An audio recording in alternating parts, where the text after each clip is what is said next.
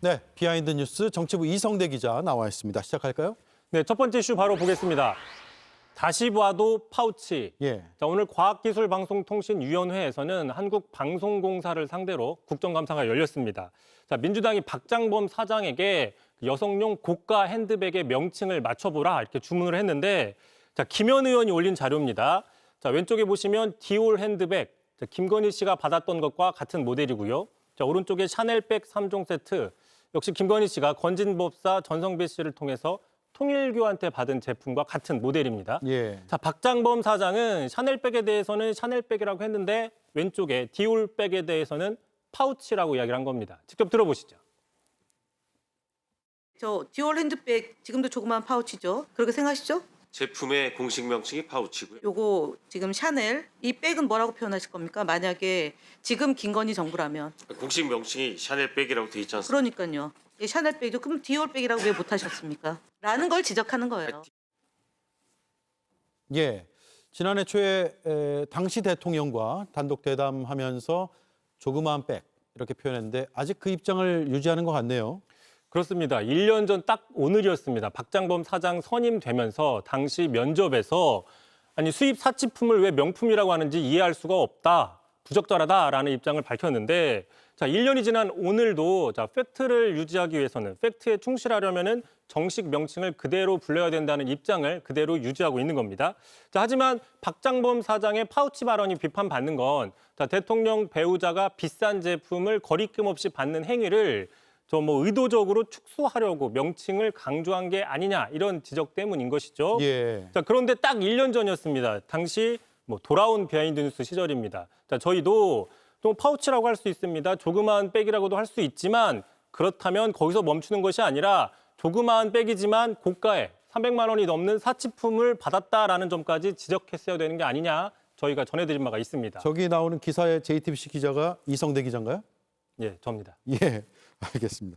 사실 명칭도 중요한 팩트죠. 근데 말씀하신 대로 고가의 제품을 영부인 시절에 막 받는 것 이런 것 자체가 문제인 점이 본질 아니겠어요? 그렇습니다. 바로 그런 부분이라는 것이죠. 자, 그럼에도 박장범 사장은 디올백은 파우치다라는 입장을 고수하고 있고, 자, 그러자 이제 방송공사의 직원들은 좀 자괴감을 느낀다 이렇게 토로했습니다. 직접 들어보시죠. 예.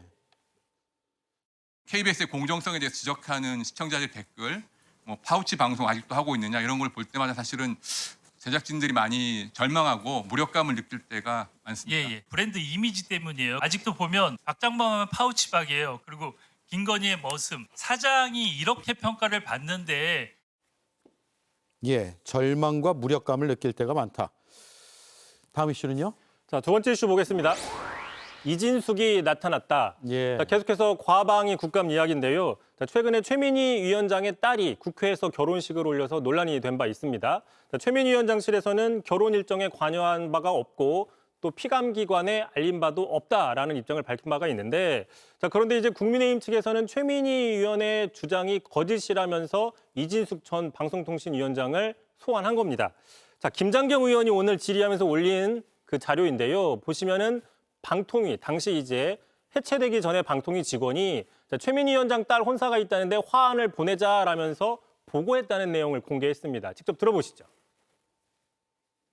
이진숙 위원장이 연락이 왔다는 거예요. 나하고 최민희와 관계가 그런데 굳이 보내야 하나. 사실은 최민희 의원실에서 보내달라고 연락이 왔다. 그리고 이제 면직된 후에 내 이름으로 된 화환은 취소하고 보내지 말라. 이렇게 답을 했다는 거예요.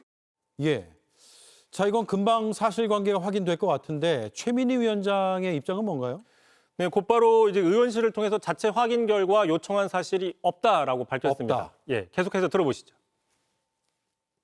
위원장실에서는 아무도 연락한 바가 없고 대관이나 담당자는 연락받은 바가 없다. 이러는데 어떤 직원이 그렇게 얘기했다는 겁니까? 대관이나 공식적인 통로에 요청한 바가 없다는 건 그 방미통위에서 확인해 주셨습니다. 자, 오히려 최민희 위원장은 김장겸 의원에게 자, 이진숙 전 위원장에게 보고했다는 바로 그 직원, 메뉴에 보시는 저 당시 방통위 직원이 누군지 공개하라 이렇게 역공을 펼쳤는데 참고로 이진숙 전 위원장은 다음 주에 종합감사에 다시 증인으로 출석하기 때문에 오늘의 사실관계는 그때 되면 밝혀질 수 있다 뭐 이렇게 볼 수 예. 있는 거고요. 참고로 최민희 위원장 최근에 비공개 국감에서 방송사 보도본부장에게 퇴장 지시를 해서 논란이 되고 있습니다. 비판이 커지자 오늘은 깊이 성찰하겠다라면서 한 발 물러난 모습을 보였습니다. 예, 잘 들었습니다. 이성대 기자였습니다. JTBC 뉴스를 시청해 주셔서 고맙습니다. 저희는 저녁 6시 30분 뉴스룸에서 뵙겠습니다.